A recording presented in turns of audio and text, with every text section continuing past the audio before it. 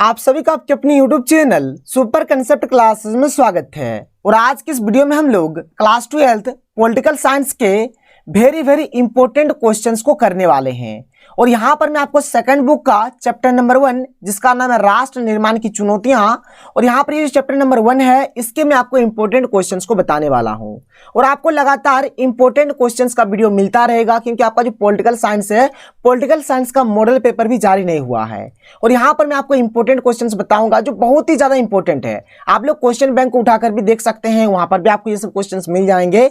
और इस प्रकार की जो सीरीज है चलता रहेगा ताकि आप लोगों का जो तैयारी है अच्छे तरीके से हो पाए। अगर आपको वीडियो पसंद आता है तो वीडियो को लाइक कर दीजिएगा और जितना हो सके इस वीडियो को अधिक से अधिक शेयर करें ताकि हर एक तक ये वीडियो पहुंच जाए। और अगर आप लोग हमारी चैनल पर नए हैं तो चैनल को सब्सक्राइब करने के साथ साथ बेल के आइकन को प्रेस कर दीजिए, क्योंकि आपका जितना भी मॉडल पेपर आया हुआ था ना, पहले हर एक मॉडल पेपर का सोल्यूशन आपको इसी चैनल पर कराया जाएगा, चाहे आप किसी भी क्लास से हो या फिर किसी भी सब्जेक्ट से हो। तो चलिए स्टार्ट करते हैं। और ये हमारा आज की जो वीडियो है, यहाँ पर हम लोग राष्ट्र निर्माण की चुनौतियां से यहाँ पर हम लोग इंपॉर्टेंट क्वेश्चंस करने वाले हैं। तो देखिए यहाँ पर हमारे पास जो सबसे पहला जो क्वेश्चन है, देखिए यहाँ पर ये आपका हो सके 2 या फिर 3 नंबर में पूछा जाए, क्या है कि राष्ट्र निर्माण से आप क्या समझते हैं। तो देखिए राष्ट्र निर्माण का मतलब क्या होता है, आपको बताना है कि राष्ट्र निर्माण का मतलब क्या है। तो देखिए राष्ट्र निर्माण का अर्थ है कि देश के विभिन्न प्रांतों और क्षेत्रों का गठन या पुनर्गठन इस प्रकार किया जाए जिसे लोग वैध माने और इसके प्रति समर्पित हो। देखिए यहाँ पर हमारे देश के भीतर, हमारे राष्ट्र के भीतर जो भी प्रांत है या फिर जो भी क्षेत्र है, उसका गठन या फिर पुनर्गठन हम लोग इस प्रकार से करेंगे ताकि वो वैलिड हो, मतलब वैध हो, ठीक है, वैध माना जाए।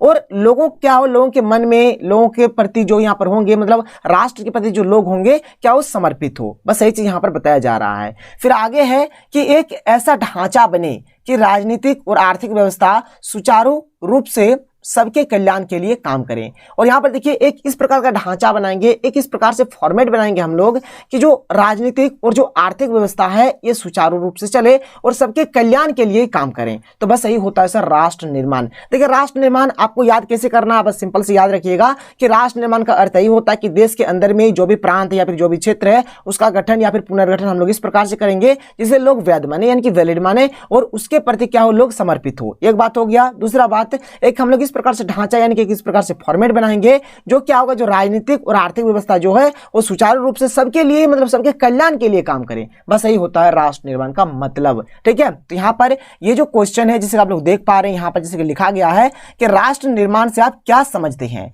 ये क्वेश्चन ऐसे भी आ सकता है कि राष्ट्र निर्माण क्या है, या फिर राष्ट्र निर्माण का अर्थ बताएं, या फिर राष्ट्र निर्माण किसे कहते हैं, ठीक है। तो किसी भी तरह से क्वेश्चन पूछा जा सकता है। तो ये हुआ आपका राष्ट्र निर्माण का मतलब। आगे चलते हैं, अगला क्वेश्चन देख लेते हैं। अगला क्वेश्चन, ये जो क्वेश्चन है ये 5 नंबर में पूछा जाएगा, बहुत ही ज्यादा इंपॉर्टेंट क्वेश्चन है।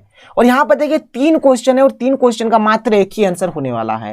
यहां पर ये जो 3 क्वेश्चन है, 3 क्वेश्चन का एक ही आंसर होगा। पहले क्वेश्चन को देखिए क्या बोला जा रहा है कि स्वतंत्रता के बाद भारत के समक्ष राष्ट्र निर्माण की चुनौतियां पर निबंध लिखिए। ये हो गया एक क्वेश्चन।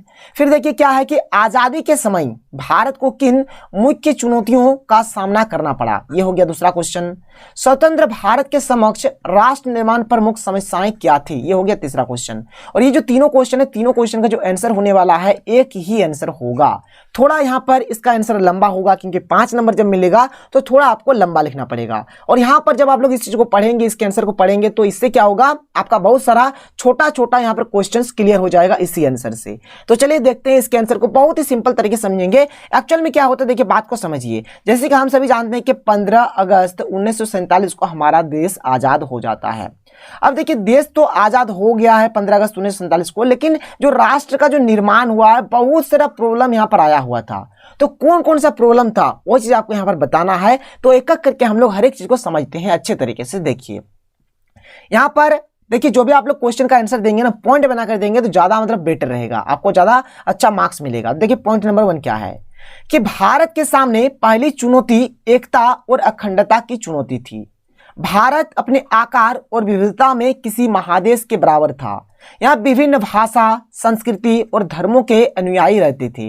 इन सभी को एकजुट करने की चुनौती थी। देखिए, बात अगर कहा जाए तो भारत, तो पहला बात, भारत एक बहुत बड़ा देश है और यहाँ पर जो देश तो ठीक है जैसा भी है, लेकिन ये विविधता वाला देश है। विविधता वाला देश माने क्या हो गया, क्योंकि यहाँ पर बहुत सारे लोग हैं जो अनेक अनेक भाषाएं बोलते हैं, सबका अलग अलग संस्कृति है, सबका अलग अलग धर्म है। बात क्लियर हो रहा है। आप जैसे कि इस राज्य में, जैसे कि झारखंड में है तो झारखंड का अलग सा कल्चरल है, लेकिन अगर आप लोग कोई दूसरे स्टेट चले जाएंगे तो वहां का आपको अलग सा मिलेगा। यहाँ पर बहुत प्रकार के धर्मों के लोग रहते हैं, बहुत भाषा बोलने वाले लोग रहते हैं, मतलब अलग अलग संस्कृति के यहाँ पर लोग हैं। तो सबको एकजुट करना ये एक बहुत बड़ा चुनौती था। इसलिए जो हमारा सबसे पहला जो चुनौती है क्या है, एकता और अखंडता की चुनौती। बहुत ही सिंपल सा और अच्छे तरीके से मैंने पॉइंट्स को लिखा है सर, अगर आप लोग पढ़ेंगे तो हर एक पॉइंट्स आपका याद हो जाएगा। चलिए चलते हैं दूसरे पॉइंट्स की ओर। तो देखिए दूसरा पॉइंट क्या है कि दूसरी चुनौती थी लोकतंत्र को कैसे स्थापित किया जाए। देखिए, जैसे कि हमारा देश लोकतांत्रिक देश है, तो लोकतंत्र को स्थापना करना भी एक बहुत बड़ा चुनौती था। क्यों? देखिए, क्योंकि भारत में लोगों को लोकतंत्र का मतलब ही नहीं पता था। देखिए, जो हमारा देश भारत है, भारत में ना पहले देखिए स्टार्टिंग टाइम में क्या हुआ था, पहले राजा महाराजा शासन करते थे, इसलिए उन लोगों को लोकतंत्र के बारे में कुछ भी नहीं पता था कि लोकतंत्र आखिर में होता क्या है। वो चीज लिखा गया है कि पता था, नहीं पता था। देखिए लिखा है ना, क्योंकि भारत में लोगों को लोकतंत्र का मतलब ही नहीं पता था कि लोकतंत्र आखिर कहते किसे हैं, मतलब लोकतंत्र का मतलब होता क्या है।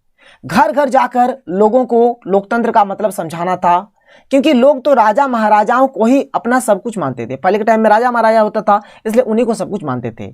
ऐसे में लोगों को लोकतंत्र का मतलब समझाना बहुत मुश्किल था। मतदाता सूची बनानी थी, चुनाव क्षेत्रों का सीमांकन भी करना था, और इस तरीके से लंबी तैयारी के बाद पहले चुनाव सन 1952 में हुए। इसलिए चुनाव करवाना और लोकतंत्र अपनाना किसी चुनौती से कम नहीं था। ठीक है, तो आप इस चीज को याद रखिएगा, 1952 में सबसे पहला चुनाव हुआ था। ठीक है सर, ये बहुत ही इंपॉर्टेंट चीज हो जाएगा। आगे देखिए अगला पॉइंट आपका क्या है।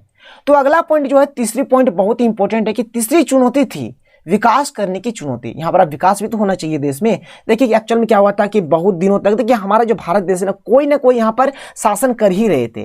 तो ब्रिटिश भी शासन आए, अंग्रेज शासन किए यहाँ पर, तो जिससे क्या हुआ, हमारा देश बहुत ही ज्यादा पिछड़ चुका था। और चीज यहाँ पे लिखा गया है देखिए। और जैसे कि आपने टर्म 1 में पढ़ा होगा, आपने जब स्टार्टिंग किया था पढ़ना शीत युद्ध का दौर से, तो शीत युद्ध में हमारा दो देश के बारे में हम लोग पढ़ रहे थे। एक था यूएसएसआर यानी कि सोवियत संघ, और एक यूएसए। तो ये जो अमेरिका था ना, ये पूंजीवादी देश था। कैसा था? पूंजीवादी देश था। और ये जो यूएसएसआर यानी ये जो सोवियत संघ था, ये हमारा क्या था? साम्यवादी देश था, साम्यवादी देश था। तो ये जो साम्यवादी और ये जो पूंजीवादी था, या फिर साम्यवादी को हम लोग इसको समाजवादी भी बोलते हैं। ठीक है, तो यहाँ पर दो टाइप का जो देश था, और यहाँ पर भारत के पास एक बहुत मतलब यहाँ पर ऐसा चुनौती था कि मतलब वो समझ ही नहीं पा रहा था कि हमें साम्यवादी यानी कि समाजवादी वाला अपनाना चाहिए या फिर पूंजीवादी वाला अपनाना चाहिए। कंफ्यूजन में था, बहुत ही ज्यादा यहाँ पर भी विचार विमर्श बहुत कुछ हो रहा था। यहाँ पर भी एक चुनौती से कम नहीं था। फिर भारत के लोगों ने बहुत ही सोचा, विचार किया, फिर उन लोगों ने क्या किया कि मिश्रित अर्थव्यवस्था तैयार किया। मतलब इसका भी कुछ पोर्शन लिया, इसका भी कुछ पोर्शन लिया, दोनों को मिक्सअप करके एक बनाया गया, जो कि सबसे बेस्ट हुआ। आगे देखिए क्या है यहाँ पर। जैसे कि आप यहाँ पर देख सकते हैं, लिखा है कि अंग्रेजी शासन की वजह से भारत बहुत ज्यादा पिछड़ गया था। अब हमें तेजी से तरक्की करके आगे बढ़ना था। तरक्की करने या फिर विकास करने के दो रास्ते थे। एक तो अमेरिका का पूंजीवाद वाला रास्ता था, और दूसरा सोवियत संघ का समाजवादी वाला रास्ता था। अब विकास करने के लिए कौन से रास्ते पर चलें? अमेरिका के पूंजीवादी रास्ते को अपनाया जाए या फिर सोवियत संघ के समाजवादी रास्ते को अपनाया जाए? तो विकास को लेकर यह विवाद पैदा हो गया कि भारत के विकास के लिए आखिर किस रास्ते को अपनाया जाए। लंबे वाद विवाद के बाद भारत में मिश्रित अर्थव्यवस्था को अपनाया गया और आर्थिक नियोजन को अपनाया गया। देखिए यहाँ पर मिश्रित व्यवस्था को अपनाया गया और आर्थिक नियोजन को भी अपनाया गया। इस तरह भारत को इन चुनौतियों का सामना करना पड़ा। आजादी के तुरंत बाद बंटवारा भी हुआ। देखिए सर, आजादी के तुरंत बाद बंटवारा भी हो जाता है। भारत और पाकिस्तान जो बनता है, ये बंटवारे का ही एक परिणाम है, रिजल्ट है। आगे भी बात करेंगे, टेंशन मत लीजिए। आगे देखिए अगला पॉइंट क्या है।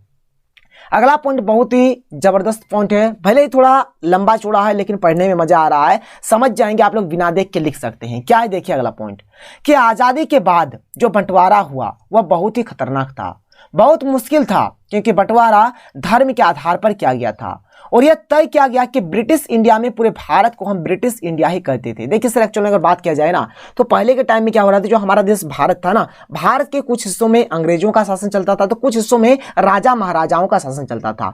जहां पर अंग्रेजों का डायरेक्ट शासन चलता था उनको हम लोग बोलते थे ब्रिटिश भारत, या फिर जो हमारा ब्रिटिश इंडिया हो गया। और जहां पर राजा महाराजाओं का शासन चलता था उसको हम लोग बोलते थे देसी रियासत बोलते थे। क्या बोलते थे? देसी रियासत। तो यहां पर जो बांटना था ना भारत को, बहुत ही मुश्किल था, क्योंकि यहां पर धर्म के आधार पर बांटा जा रहा था। देखिए, और यहां पर जो मतलब जो विभाजन शुरू में जो स्टार्टिंग होता है ब्रिटिश भारत से स्टार्टिंग होता है, फिर आगे जाकर बाद में देसी रियासतों को भी बांटा जाता है। देखिए यहां पर क्या है कि भारत के कुछ हिस्सों पर अंग्रेजों का कब्जा था और कुछ हिस्सों पर राजा महाराजा राज करते थे। तो जिस हिस्से पर ब्रिटिश का कब्जा था उस हिस्से को हम ब्रिटिश इंडिया या फिर ब्रिटिश भारत कहते हैं, और जिस हिस्से पर राजा महाराजाओं का कब्जा था उसे देसी रियासत कहते थे। इस तरीके से भारत का बंटवारा बहुत ही मुश्किल हो गया, क्योंकि बंटवारा धर्म के आधार पर किया गया था, और यह तय किया गया कि ब्रिटिश इंडिया में जहां पर मुसलमान ज्यादा है वहां पर पाकिस्तान बना दिया जाएगा और बाकी बचे हुए हिस्से को हिंदुस्तान बना दिया जाएगा। तो सबसे पहले यहाँ पर ब्रिटिश भारत यानी कि ब्रिटिश इंडिया से हमारा विभाजन शुरू होता है, और बोला जाता है कि जहां पर अधिक मात्रा में मुसलमान है उस इलाके को पाकिस्तान बना दिया जाएगा, और जहां पर मतलब कम इलाके में या फिर जहां पर हिंदू ज्यादा है, ठीक है, वहां पर उनको हिंदुस्तान बनाया जाएगा यानी कि भारत में रखा जाएगा।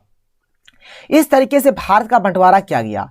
ब्रिटिश इंडिया के बंटवारे के बाद देखिए, जब ब्रिटिश इंडिया का तो शुरू में बंटवारा होता है, फिर होता है आपका देसी रियासतों का। तो देसी रियासत का जब बंटवारा होना स्टार्ट होता है तो यहाँ पे एक बहुत ही ज्यादा प्रॉब्लम क्रिएट हो जाता है। ठीक है, अब यहाँ पर प्रॉब्लम क्या क्रिएट होता है बात को समझिए कि देसी रियासतों की जो समस्या है, ठीक है, तो यहाँ पर क्या करता है, देखिए यहाँ पर क्या है कि ब्रिटिश इंडिया के बंटवारे के बाद रियासतों की समस्या पैदा हुई कि रियासतों के साथ आखिर क्या किया जाएगा, और यह फैसला रियासतों के शासकों पर छोड़ दिया। और अब हर शासक के सामने 3 रास्ते थे। देखिए अब क्या बोला गया कि चलो जो भी शासक है, मतलब जो राजा महाराजा है, उन लोगों के हाथ में दिया गया कि बोलो अब तुम्हें क्या करना है। उनके पास 3 रास्ता था। क्या था? या तो उन्हें भारत में मिल जाना है, या फिर उन्हें पाकिस्तान में मिल जाना है, या फिर उन्हें आजाद रहना है। ना तो उन्हें भारत में मिलना है और ना ही उन्हें पाकिस्तान में मिलना है। उन लोगों के पास 3 रास्ता यहाँ पर हो जाता है, या तो भारत में मिलो, या फिर पाकिस्तान में मिलो, या फिर तुम स्वतंत्र रहो, ना तो भारत में मिलो और ना ही पाकिस्तान में मिलो। तो ये रास्ता खुल के सामने आता है। फिर आगे देखिए क्या होता है। इस तरीके से भारत का यहाँ पर 19 दे दीजिएगा बंटवारा हुआ।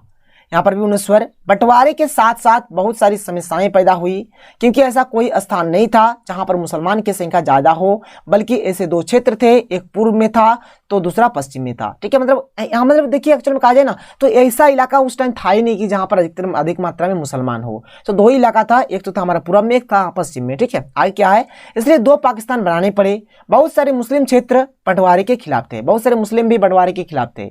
इसके अलावा बहुत सारे मुस्लिम नेता भी नहीं चाहते थे कि पाकिस्तान का निर्माण हो, जैसे कि पश्चिमी उत्तरी सीमा प्रांत के नेता खान अब्दुल गफ्फार खान बंटवारे के खिलाफ थे। खान अब्दुल गफ्फार खान जो थे ना, ये मतलब बंटवारे के खिलाफ थे, लेकिन फिर भी इस इलाके को पाकिस्तान के अंदर शामिल कर दिया गया। मुस्लिम जनसंख्या क्षेत्र के अंदर भी बहुत सारे गैर मुस्लिम लोग हैं। ठीक है, देखिए जो मुस्लिम इलाके में भी बहुत सारे ऐसे गैर मुस्लिम भी थे। तो समस्या पैदा हुई कि उन लोगों का क्या करें। फिर यह सोचा गया कि जिले स्तर पर और गांव स्तर पर बंटवारे किया जाए, और यह प्रक्रिया लंबे समय तक चलती रही। इसमें 1947 के अंत तक बहुत सारे लोगों को यह भी नहीं मालूम था कि वह हिंदुस्तान में है या पाकिस्तान में है। ठीक है सर, कितना कंफ्यूजन था कि उनको पहले पता ही नहीं था कि हम हिंदुस्तान में जाने वाले हैं या फिर पाकिस्तान में जाने वाले हैं।